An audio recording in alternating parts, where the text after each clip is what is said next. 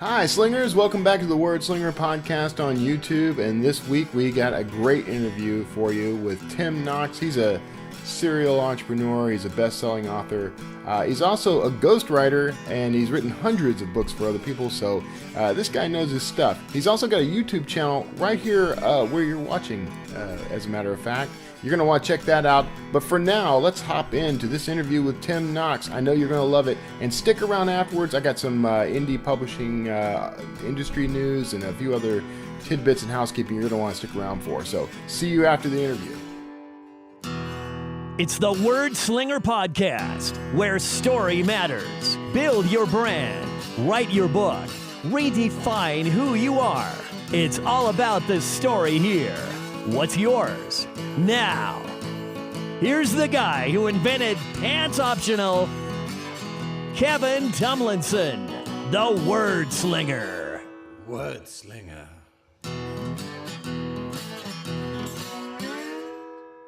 Hey, everybody. Thanks for tuning in. Now, I'm actually sitting here with a fellow, I'm going to call you. You do a podcast as part of your show, right? I do. A podcast. Yep. Sitting here with a fellow podcaster and author and an entrepreneur, Tim Knox. What's the name of your show, Tim? I didn't even jot it down, man. The one on YouTube is How to Become a Better Writer. The podcast itself is interviewing authors. Okay. All right. Interviewing Authors Podcast, everybody, which I will be a guest on, right? And then You will. Well, you're actually going to be a guest on the both of them now. You're going to be on the video show as well. Oh, awesome. All right. Yeah. So, put on pants. Come on, man. Pants. So I'm talking to Tim Knox. Tim, first of all, you're a best-selling author of over a dozen books. That's a lot of authors aspire to hit the double digits there. So that's good work. Yeah, it was. It took. Yeah, actually, one of them was an official bestseller. The others are like the Amazon bestsellers. But all total, I do a lot of ghostwriting. I've probably written 124 ghostwritten books, as well as a dozen of my own. So, yeah. Ghostwriting. So I did a little bit of that. I didn't particularly like the whole vibe of it. The thing about ghostwriting, I get this question a lot. I've actually had people say, that's just horrible. That's immoral. That's illegal. Well, no. Wow, I don't see anything wrong with it. Well, people, yeah. But, the thing that I learned about ghostwriting, the hardest part is kind of letting go of your ego a little bit. Yeah. And this is what I was talking to John David Mann the other day, who wrote The Go-Giver, and he's got a couple of new books out, and he's probably one of the most prolific, most successful ghostwriters out there. I mean, he ghostwrites big names. Yeah. And, my thing is I don't care if my name's on the front of the book as long as my name is on the check. Yeah. And that's the nice thing about ghostwriting. If the book sells, that's great. I get paid either way. So, I've got no problem with it whatsoever. Would I rather, write and market and sell my own book? Sure. Right. But can I make this much money doing that? No, but until I can, I'll ghostwrite happily.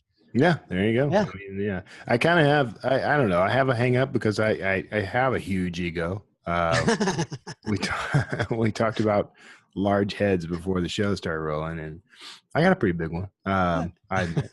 There's a sound bite for you, dude. I got a pretty big one. I got a pretty big one. Yeah. I got a pretty big one. So you, how did you end up in ghostwriting? I mean, that's kind of off topic. Well, it's not entirely off topic, but I mean, I fell backwards into it. My background, I was a software entrepreneur for about 25 years, and I sold my company, and I was going to, just kind of write the great American novel because I'd always been a writer. I wrote a newspaper column for 5 or 6 years. So I wrote my own books. I put them out there. And the one thing that I figured out was I'm a really good writer. I'm not a great marketer. Yeah. Yeah, that's pretty common. I think that's where all authors start. But I know that's the crux of my show is how to market your work, and I'm still learning.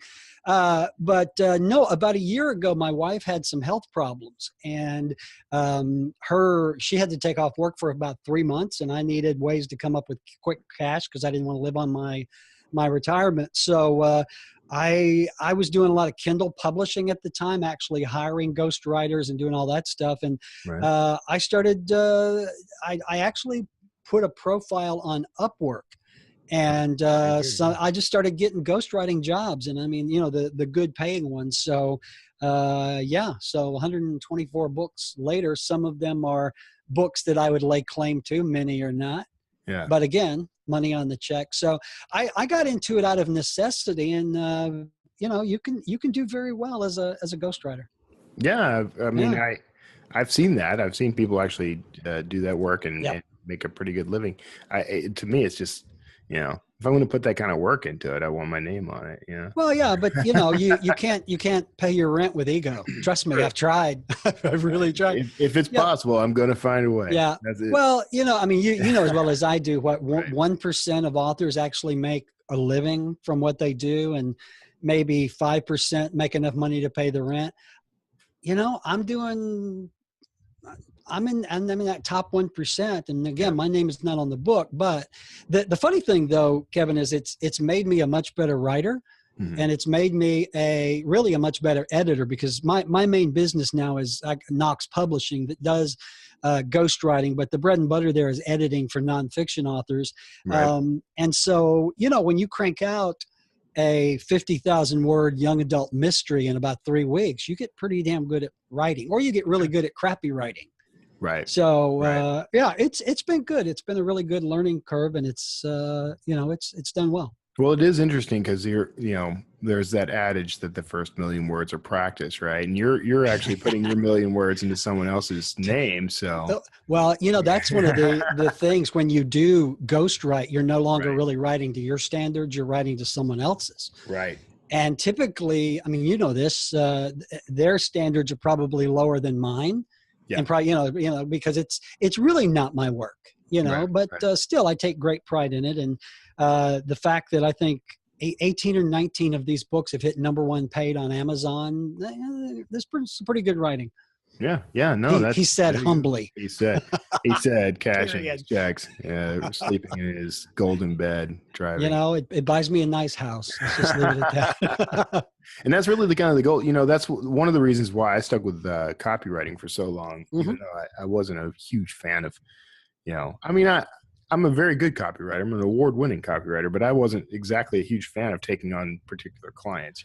Who wants to write for oil and gas or, whatever. But one of the reasons I stayed with it was because, it's hard to make that I'm writing and I'm making money. So it's hard to really argue, Yeah. Well, I think as long as you've got your toe in the water there somehow, Right. I mean, I think your end goal is probably the same as mine. I want to someday make a living writing my books with, putting my name on the front and cashing those checks. But this is a great way to finance this. It sure beats working for a living. I mean, God forbid, I have to go back and sit in an office 8 hours a day. I mean, I'm in a spare room in my house. I walk to work every morning. It's about 30 feet from my bedroom. I'm not wearing pants. Right. Yeah. So, hell, that's a pretty good gig. Not on my lower half anyway. Well, I was wearing pants until I read your show notes there, and I took them off. They're gone. It's A little chilly, a little nippy. It's part of the contract. The Wordslinger contract is to drop the pants, literally and figuratively. So, so you're okay. Now I want to talk a little bit about your show because I've been tuning in. I've been tuning in on YouTube, and I have not actually dropped in on your actual podcast, but the two are related but not identical.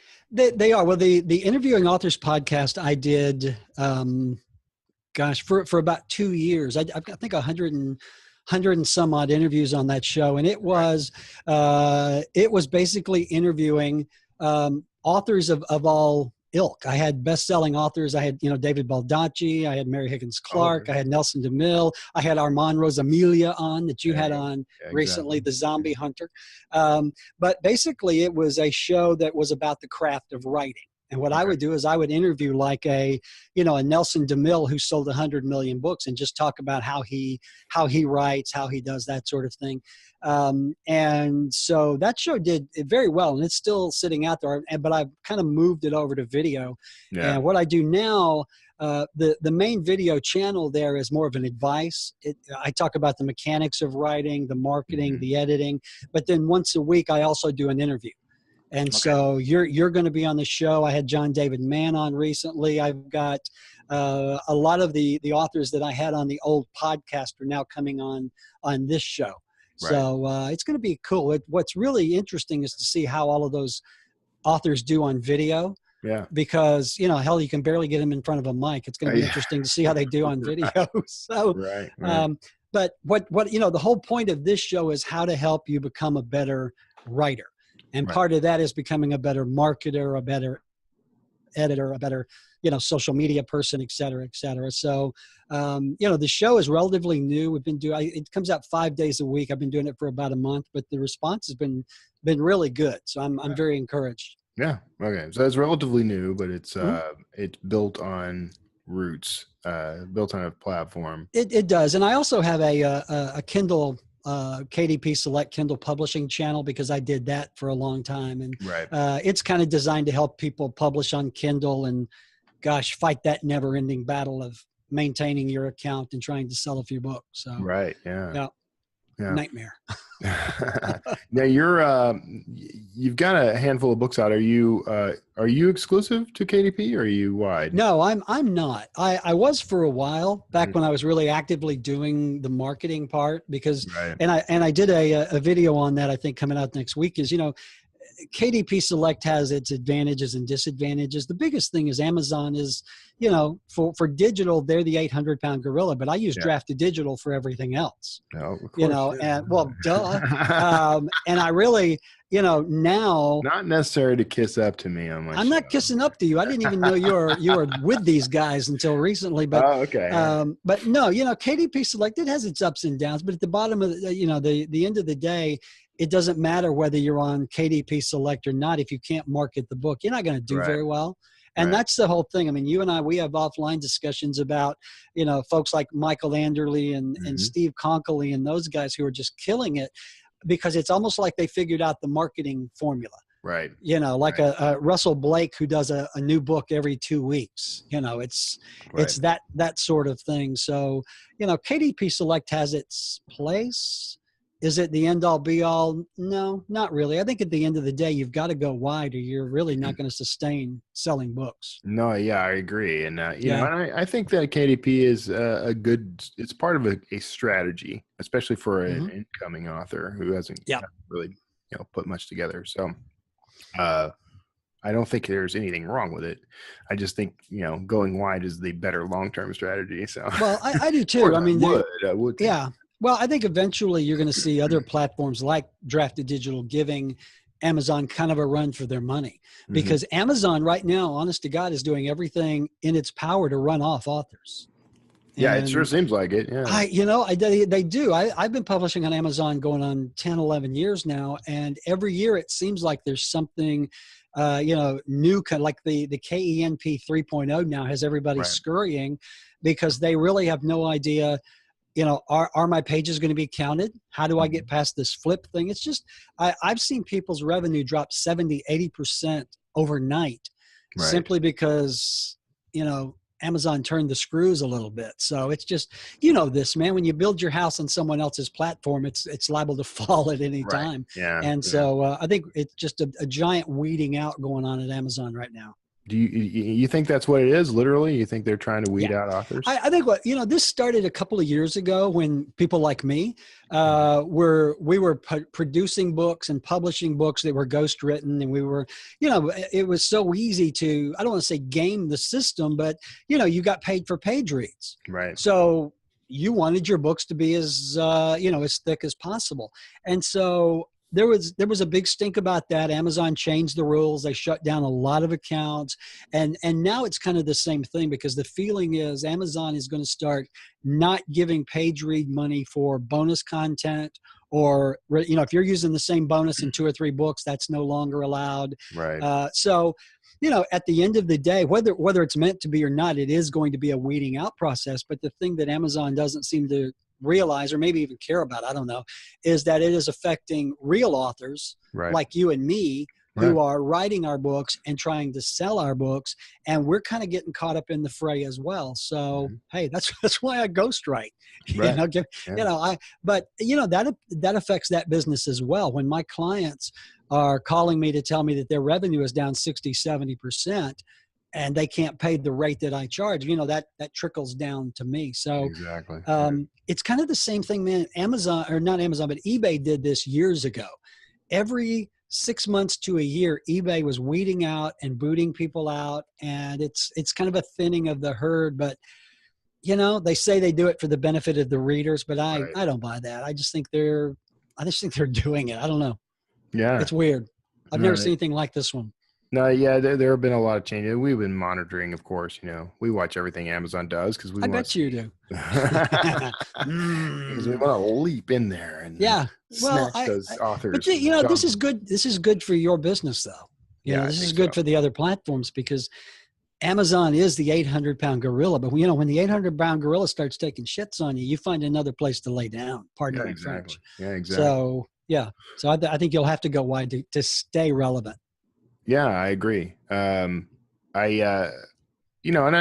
do. I'm even using KDP right now for because I'm doing a relaunch, right? I'm doing a rebrand, basically, moving into a new genre. So this is what I tell authors to do. So of course I'm going to do it too. But it has its place. So well, it does, and I mean it's again it's where most of the folks are. Yeah.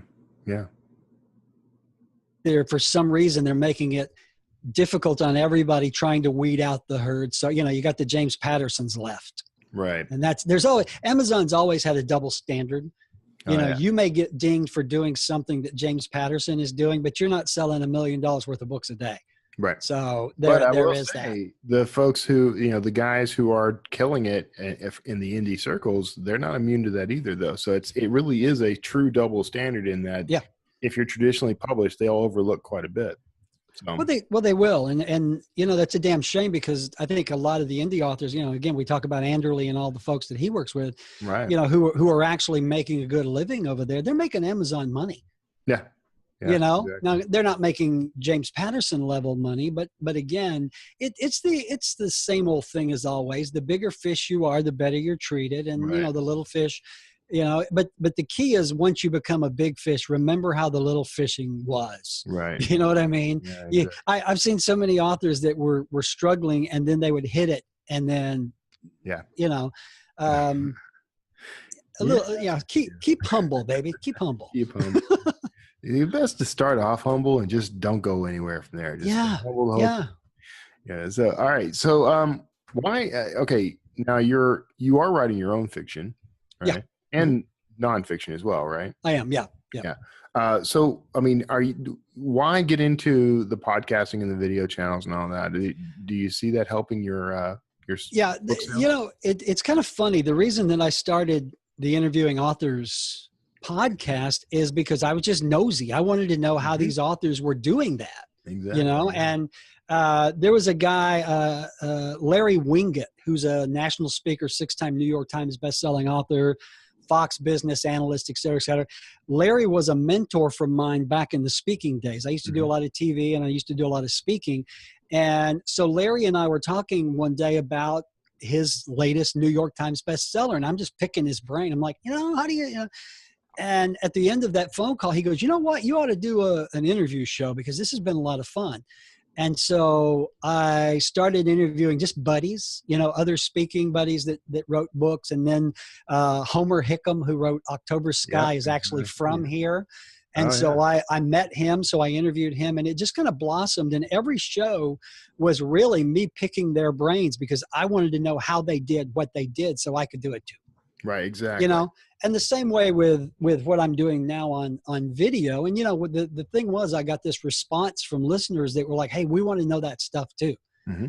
And so, after my journey, I have, like you, a body of knowledge about how to write and how to edit and how to deal with agents and all this sort of stuff. So just kind of passing that along really is kind of it's not a giving back, because I hate that term. It's really kind of I'm just sharing the knowledge.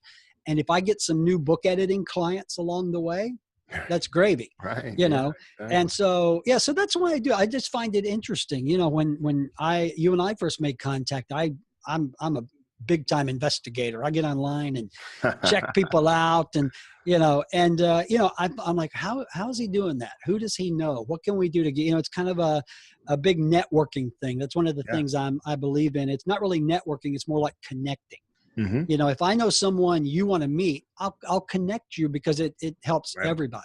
Right. So that's the whole crux of it is helping other writers, hone their craft, whatever, little knowledge I have that can help, I'm more than willing to impart for free, on the videos and on the podcast. And if I benefit along the way, again, I think it's made me a better writer because it makes me think of this stuff. Yeah. If I'm going to do a video on how to market your book offline, I have to actually sit down and think about that. Right. And getting me to actually sit down and think about something is like, penning in a 2-year-old with ADD. It's just really, so it benefits me as well as the viewers. Yeah, no, that's cool. Yeah, that's exactly why I started Wordslinger Podcast. Yeah. The show started as a way for me to talk to people, kind of learn what they're doing and steal their processes and that sort of thing. But we borrow. We borrow and we improve. There's nothing left when I'm gone. I mean, it's just you're an empty shell. You're a bone picker. I feel the flesh coming off of my bones as we speak. I'm going to pick your bones Thursday, so that's okay. Yeah, no, I do interviews the same way I eat chicken wings, man. It's nothing but it's a chicken graveyard when I'm done. That's funny. So you've got now I need to go check out interviewing authors because I thought they were the same. I thought the podcast and the show were the same. So I'm behind and I apologize. Catch up, man. Jesus. I'm not like you apparently. I didn't go do, I didn't go investigate. And you don't do your homework? Oh my God. I like to come with these things fresh, man. I think it's funny. We're both wearing the Make Me Smarter look glasses. I know. We're failing miserably, I think. No. We look good. We look brilliant. You look good. Talking, and I was telling you before the show, I've told you a couple of times now that I admire your studio set up there. Everyone who has listened to the show for any length of time knows that I started in the show in my little home studio. I have seen you. Yeah. Yeah. And I watch your videos. Yeah. Well, yeah. What are you going to do? Yeah. But I'm going to borrow from what you're doing here, man. I'm going to have man. You know what? And I sent you a picture, which I know. You can never make public. It's all about the viewfinder. Yeah, it's all about you don't want to reveal these secrets. Well, what's funny is when you have a guest on your show and they go, "Holy crap, are you in a studio?" Yeah. And I'm like, yes, I'm in a very formal studio that happens to be a corner of a spare room in my house. But it's all, it's all about the viewfinder, what the viewfinder sees. Well, what is it? I mean, you and I both share kind of a background in film and TV. Mm-hmm. And, I used to do things like this all the time. And if you go visit most studios, they're crap holes. They're complete crap holes. Like they're worse. Your setup that you showed me in your bedroom, I'm like, that's actually pretty nice. That's probably one of the nicer studios I've ever seen. But well, thank you. Yeah, well, it's I used to do business analysis, so I would sit on the set, and do my little spiel, and I would look around, and you're in this huge dark room, mm-hmm. and the only thing that looks good is what the camera can see, the set. Right. They got the lights, they got the pretty colors. Everything else is it's like Fred Sanford's living room blew up. Right, exactly. And so that taught me it's and I keep saying this, it's just what the viewfinder sees. Right. And so I figured out the viewfinder sees about a 3-foot, 4-foot swatch behind me, about a 2-foot swatch this way. Yeah. I'm going to make that pretty. Yeah. Now, when I turn off the webcam, I turn off the lights, I move the monitors back where they go, I put the books away, and then I'm back in my little shithole. So you actually build this out each time you're doing a show? I do, but it's really easy. All I have to do, I've got lights here. I usually do everything on a DSLR camera. So I've got umbrella lights on the wall. That's just gray foam padding. Yeah, exactly. And the reason it's blue is I have $15 rope LED lights strung around the back of the monitors. Right. So when I'm going to do this, all I do literally is bring up these 2 screensavers. I turn on the LED lights. I bring out these books. And that's it. It's good to go, man. Studio in a box. There you go. Dress and set. Yeah. So that's cool. You didn't have to reveal how the sausage was made. Hey, man, no pants required. My pants are down. Look, International law says we cannot mention pants and sausage in the same sentence. Okay. Okay. I'll try to behave. You've got some. I'm going to have to go through your back catalog, man, because I'm going to have to ask you to make some introductions, brother. Because like Baldacci, I want to talk to him. I'd love to get him. You know what's really funny is most of the big names. You have to go through their people, but then when you get them on the phone, they're the nicest people. And right. I've actually formed really good friendships with some of them. And, it's really funny. And you might like this, a lot of the older authors who've been doing this for 20, 25 years in their traditional publishing systems, this whole internet thing just blows their mind. Right. I mean, you get someone like a Nelson DeMille. Nelson's in his 70s. He sold 100 million books. He doesn't know anything about online marketing or social media. And granted, he's got people who do that, but some of them don't. And it just really frustrates the fire out of them that, they miss the good old days when they could just write the book, pass it off to the editor, and then go cash the checks. Right. Now I miss those days too. And so do I. I traditionally published my business book, with John Wiley.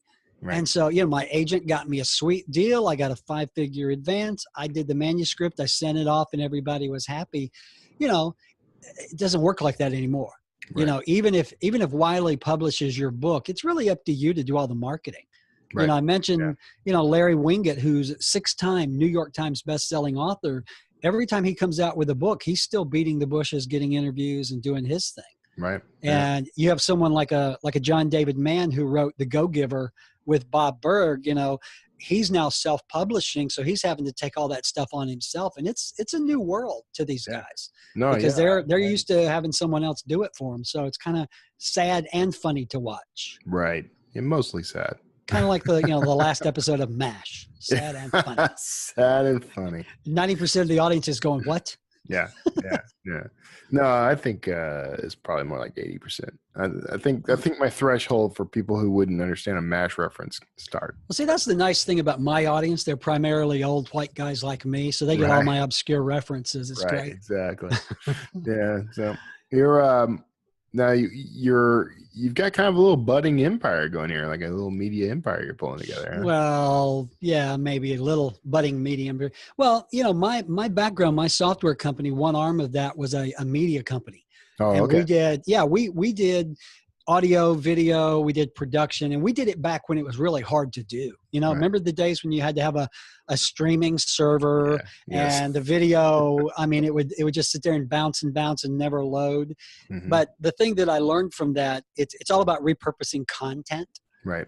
I mean, and again, I'm preaching to the choir here, when you and I do this, when you're on my show, I take the video and I put it on YouTube. I put it on all my websites. I put it, everywhere I can find a place to put it. Then I will suck out the audio and create a podcast of that. And then I will have my VA transcribe it and create a blog post. And, so I've always been a really big believer that you've got all these different forms of media and you need to take advantage of each one of them. Right. And, we talk about this on my show, authors need to realize this too. Yeah. Your product might be a book, digital or paperback, but at the end of the day, you're an entrepreneur. You got to treat it like a business. You got to market it, and you've got to take that product and package it however you need to sell it. Right. So, I wouldn't say I've got an empire going. I've got a little anthill forming. Yeah, well, everybody starts somewhere. So, the show and everything, does any of that really help with your book sales? I think I tried to ask this earlier, actually. Yeah, I really, honestly, I don't have a book that I'm really pushing now. I've got several books in work, but where that really is helping me is in my editing and coaching business. Right. Because I do have people contact me wanting to know, do you coach, which I do, and how do you edit my book, and can we work together? So I think eventually I've got some things in work that are really going to put a lot of books out there relatively quickly. Right. The Anderley model. Yeah, exactly. And so I think then that sort of thing will help. Mm-hmm. Now, it all goes to branding and marketing. It's like these silly little cartoons. It's all silly. You'd be amazed at how many comments I get over these things. Yeah. But it's just, that's the whole crux of it. I see this show, number one, hopefully is entertainment and information, but it's also a way to get folks into the funnel. Right. This is, if you're interested in what I do, hey, go to timknox.com or findabookedditor.com. And if I can help you, feel free to let me know. Yeah. But the thing that I and you know this better than I do, because you've been doing it more lately, is it's all about the interactivity. Yeah. The relationships that you can build online, either with, like peers like us, or with like potential clients, or, that sort of thing. That to me is the real value, is the interactivity or the relationships, because I think at the end of the day, that's how you're going to make your money. Yeah. People buy books or buy services from people they like and trust. Yeah. And so, that's why I'm doing it. Yeah. Yeah. That trust, that's difficult to build though. What do you think what's the best advice for that? The thing about it is I'm a firm believer in you've got to give to get.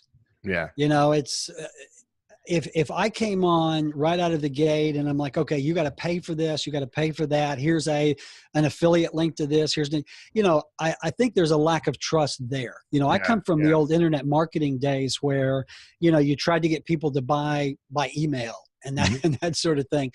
And you got to build that trust. You got to build a relationship. You look at someone like a Pat Flynn, Pat, no nicer guy on the planet, very open, very honest, and making a fortune, not because he's selling all this stuff, but he is basically playing off the backs of the relationships that he has built over the course of years, right, with viewers and customers.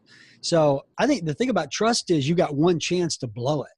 Yeah. You know what I mean? Right. I mean, if people trust you and you do something, wrong, at least in their eyes or whatever, it's really easy for that trust to go away, and it's really hard to get it back.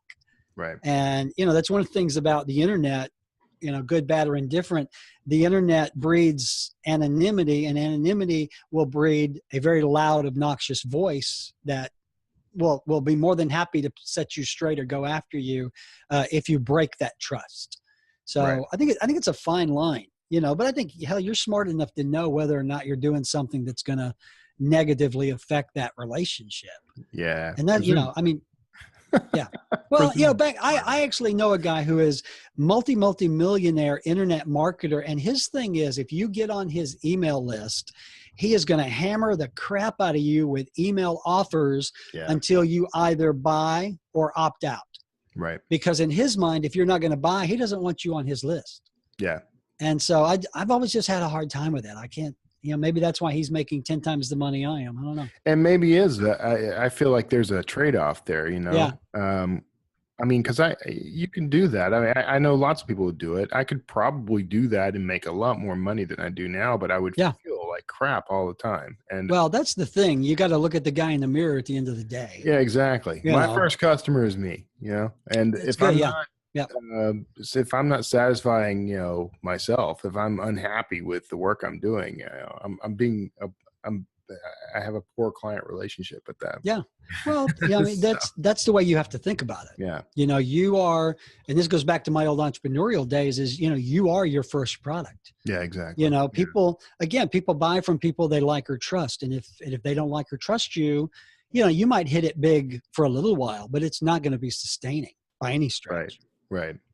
Right. All right. Well, we are we're kind of at time, so I want to go ahead and wrap us up. No, I'm having fun. I know, man. It happens every time. I look up and say, "What? 30 minutes?" So you've got a ton of websites. They're all going to be in the show notes. But where's the main place people can find all about you? If you just go to timknox.com, basically it is nothing more than a splash page to the dozen or two websites that I have.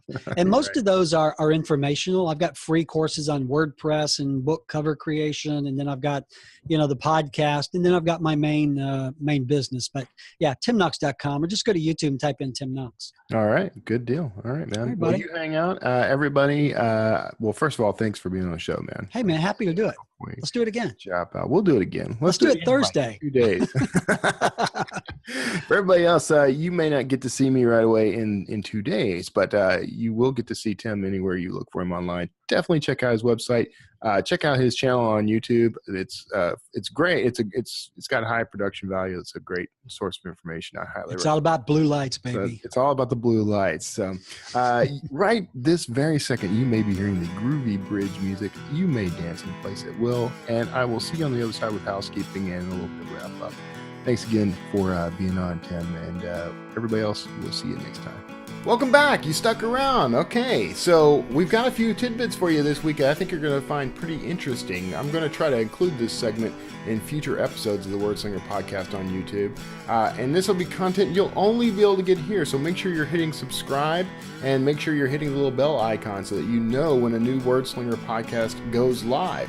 So this week, we're actually looking at a few cool news items, some of which I'm affiliated with. So Draft Digital announced that it now offers distribution through Amazon, which is something kind of new. It's actually kind of a callback because we used to offer distribution through Amazon way back in 2012, and we had some issues. But now all that's been settled.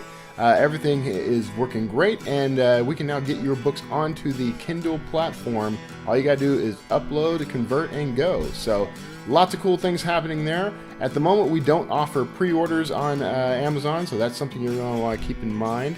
But we do offer a few other little perks, so go check it out, drafteddigital.com, of course, and I look forward to seeing you there. Reach out if you have questions, and we're really looking forward to seeing what this turns into in the future. We've also got on tap today, Pronoun announced that it's closing its doors in January 2018. Pronoun was a great platform for people who wanted to reach Amazon, among others. Also Google Play. No plans to add Google Play on Draft Digital just yet. We are working on that, but it's going to be a little while before we get to that point. But for now, if you are transitioning out of Pronoun, Draft Digital could be a good choice for you. There are others that shall go unnamed. What can I say? I'm a little biased. All right. Brian Meeks, you may know him from his Amazon Ads for Authors book, but you can also jump in on his master course. He has a new class where he's teaching you all about using Amazon ads to boost your book sales. You're going to want to jump into that. You can get to that at Meeks, this is a long one, meeks-master-classes.teachable.com. And of course, you'll find links to that and everything else down in the show notes below. This episode of the Wordslinger Podcast was, of course, brought to you in part by Draft Digital. Go figure. You can convert, publish, and distribute your book worldwide with support the whole way at drafteddigital.com/wordslinger. You can also check out KDP Rocket, where you can take your content and get full control over it, get more readers, increase your Kindle rankings. You can check that out at bit.ly/KDPslinger. Links to both of these down below. If you'd like to support the show on Patreon, I appreciate you a whole bunch. And you can do so at patreon.com/Kevin Tumlinson for now. We will be changing that in the future, so stick around. You're going to want to see what's happening. We got a whole Wordslinger after show that you're going to want to be a part of, and you'll only be able to access that if you are a Patreon subscriber or supporter. So make sure you're supporting the show there financially, and I love you for it. Thank you very much. You can also pick up something to read while you're at it, and that will help me a great deal. As you may or may not know, I am a best-selling and award-winning thriller author. Right now, I write archaeological thrillers, kind of in the vein of Dan Brown, Clive Cussler, and those guys. It's guys you may have heard of.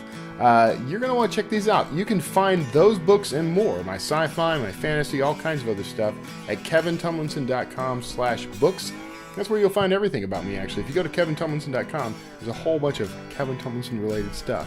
You can find this show at wordslingerpodcast.com, where you can get the audio version of the show as well. Some of those episodes are only available in audio at this point, so you're going to want to go check out that back catalog, particularly if you're an indie author looking to sort of boost your career. I got interviews with people of all stripes on this show, so you're going to want to check that out. Make sure you're subscribing on iTunes, Stitcher, Google Play, and other anywhere fine podcasts are streamed, honestly. Make sure you're checking all that out. Thank you so much for being a part of the Wordslinger Podcast on YouTube. If you got questions, comments, whatever, drop them in the comments below. I'm happy to answer anything you got. And of course, I love each and every one of you. God bless. I'll see you all next time.